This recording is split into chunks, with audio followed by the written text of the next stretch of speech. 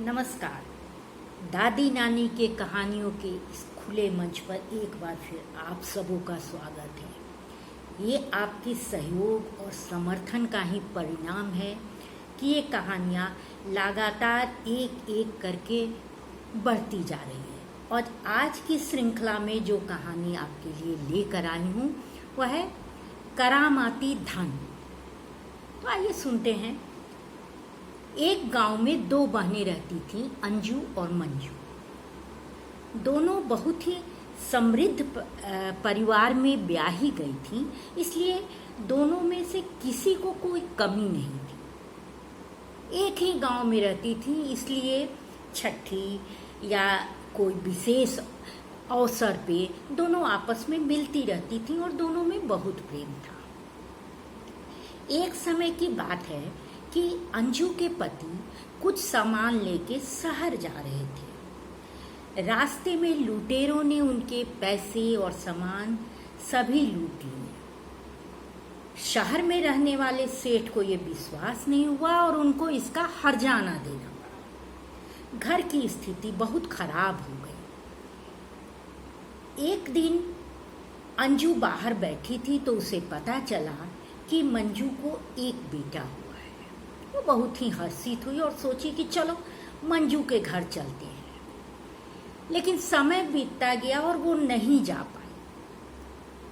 एक बार उसे पता चला कुछ दिनों बाद कि उसके बेटे की छठी है, तो उसने सोचा कि वो नाराज होगी कि मैं जानकर भी नहीं आई, तो चलो अब चलते हैं उससे भेंट करने। जब वहां गई तो लगभग गांव के सारे लोग वहां जमा थे। मंजू अंजू को देखते ही बिल्कुल अवाक रह गई और उसने जल्दी से इसे दूसरे घर में बैठाया। दूसरे कमरे में बैठ के अंजू ने सुना कि मंजू की सास कह रही है, अरे अपन बहिन के काहे बोले लूगा, का मुंह दिखाई ई गांव के कि ऐसन गरीब घर में हमार रिश्तेदारी बा, अरे उनका खियाव पियाव कह चास। अंजू ने सारी बातें सुन ली। उसने मंजू से कहा कि भाई मैं कुछ काम छोड़ के आ रही हूँ, मैं जाना चाहती हूँ। मंजू मन ही मन खुश हुई और बोली ठीक है जाओ जाओ जाओ।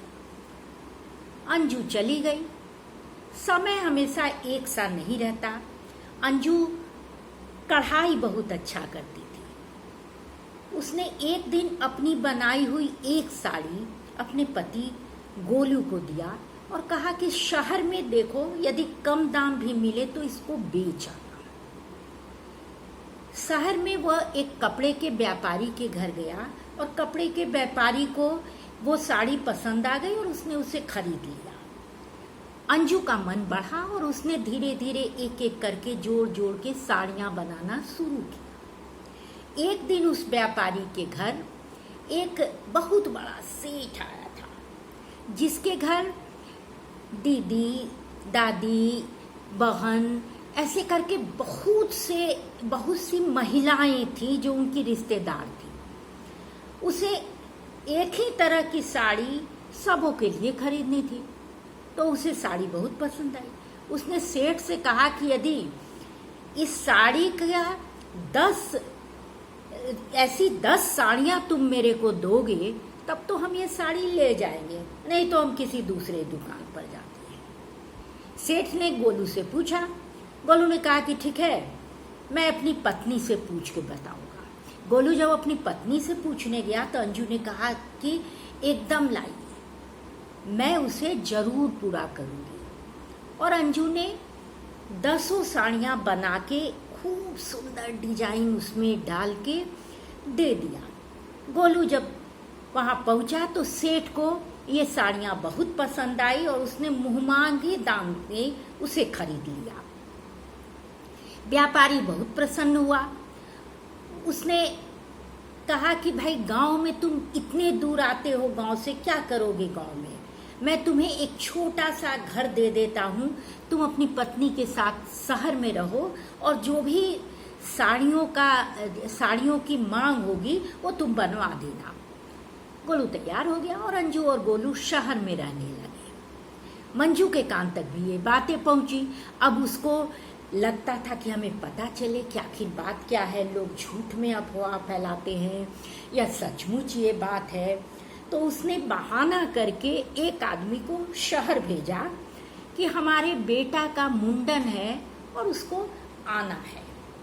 अंजू को बहुत आश्चर्य हुआ, पिछली बातें उसको याद थी, लेकिन उसने कुछ नहीं कहा। पहले मन किया कि ना, नहीं जाएगी, क्यों जाना। फिर सोचा नहीं, जाएंगे। और उसने सबसे अच्छी साड़ी, गहने, कपड़े पहन लिए और वहां पहुंची। वहां पहुंचते ही नजारे ही बदले हुए थे। मंजू की सास ने कहा कि वाह, मेहमान नियर चलल आवतरू, घर हो कि का हो। उसके बाद इतनी इज्जत उसकी हुई, एक कमरे में बैठाया गया। जब पात लगा, पहले डाइनिंग टेबल नहीं हुआ करते थे, खाने का पात लगा तो सबों से अंजू का परिचय कराया गया। सबों को बताया गया कि अंजू शहर में क्या काम करती है। सारे लोग बहुत खुश हुए और अंजू भी पात पर बैठ गई। जब खाना आया खाने के लिए तो अंजू ने शुरू किया खाना उठा के, गहना तू खा, नथुनी तू खा, कंगना तू खा, साड़ी तू खा ल, ऐसे वो बोलना शुरू की। मंजू ने सोचा अचानक धन मिलने से इसका दिमाग खराब हो गया है। वो धीरे से उसके पास जाके बोली, पागल भई बारू, अरे हई निर्जीव चीज कहीं खाएला।